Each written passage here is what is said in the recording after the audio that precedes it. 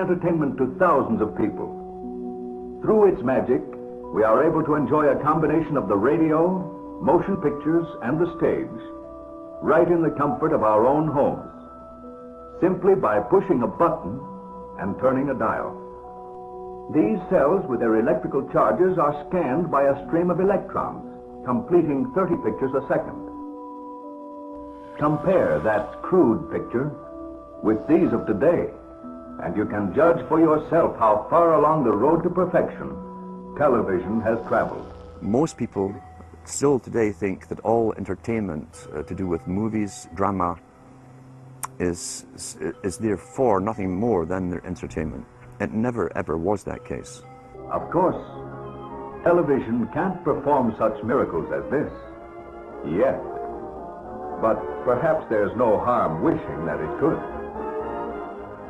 The greatest social messages are promoted through movies and drama, high drama, through the fixation of emotive sequences, emotional sequences, not logical, factual sequences, but pushing points across in an emotional way which register and fix in the mind. So emotional content is very, very important, rather than going through an actual discussion or an argument using logic and facts. There's no debate. And when you're being downloaded through fiction, your guard is down, the sensor part of your brain is not in action. It isn't saying, yes, I agree with this, I disagree with that, as you would in a debate or a lecture. You're actually in an alpha state, being completely downloaded with new ideas. Throughout history, social engineers have refined techniques designed to control large populations. About 100 years ago, this big organization with many branches, they wanted to rule the world basically using Britain as a nucleus of a system, an embryo, which also was going to be joined with the US under the Anglo-American establishment, wrote about the kind of culture and the changes of culture over a 100-year period that they would actually design, implement, and bring in.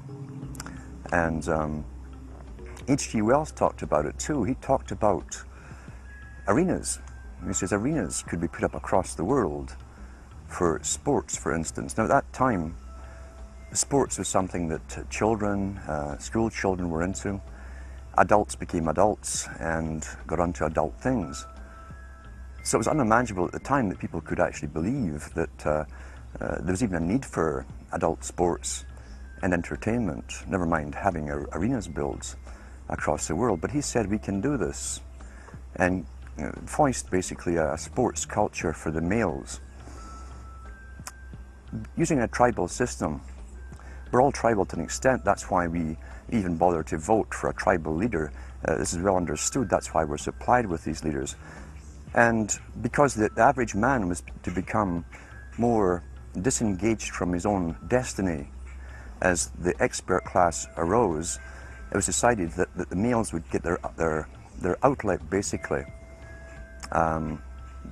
gradually becoming helpless as males through sports. Therefore they'd have a tribal team they could identify with, they could cheer them on as they were winning.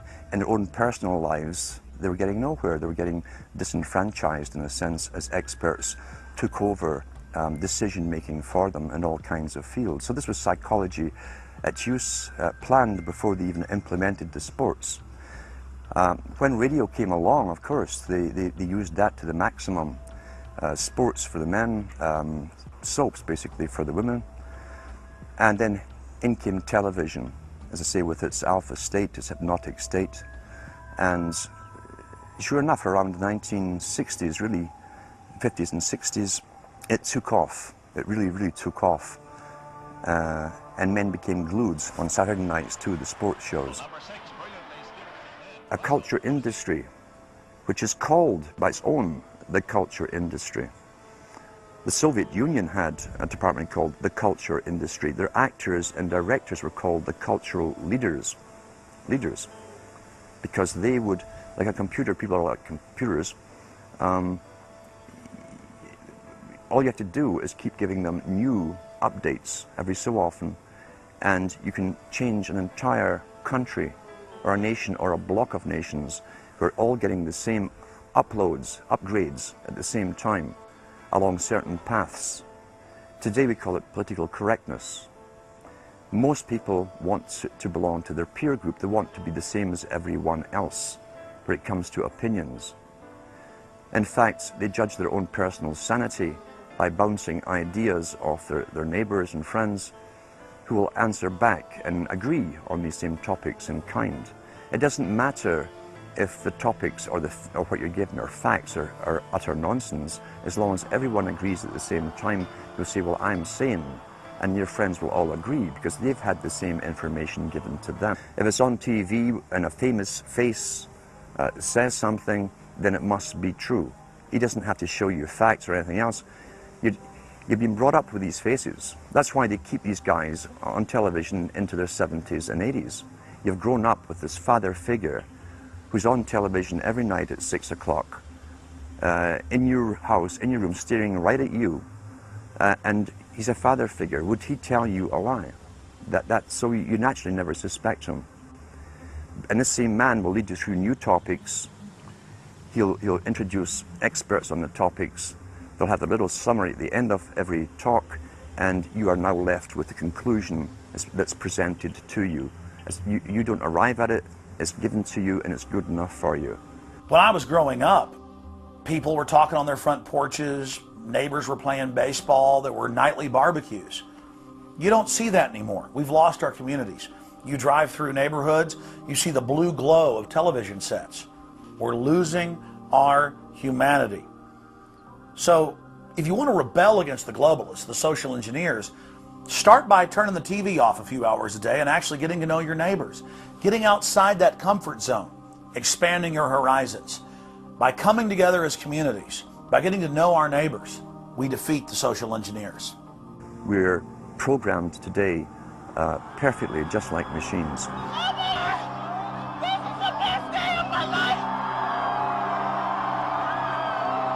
We tie this in with the Brzezinski.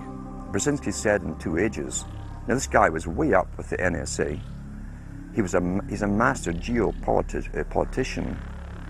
He admits he works in 20, 50-year periods to do with geopolitics in other countries. But he said himself, the public will shortly be unable to think or reason for themselves. He was meaning by that the form of information that was given to them, the type, the formulas that were in use then in the 1970s. He says eventually they'll be unable to think or reason for themselves. And eventually, he said, they will expect the media to do all their thinking and reasoning for them. Well, that's happened today. That's why people today can't think outside of the programming from television.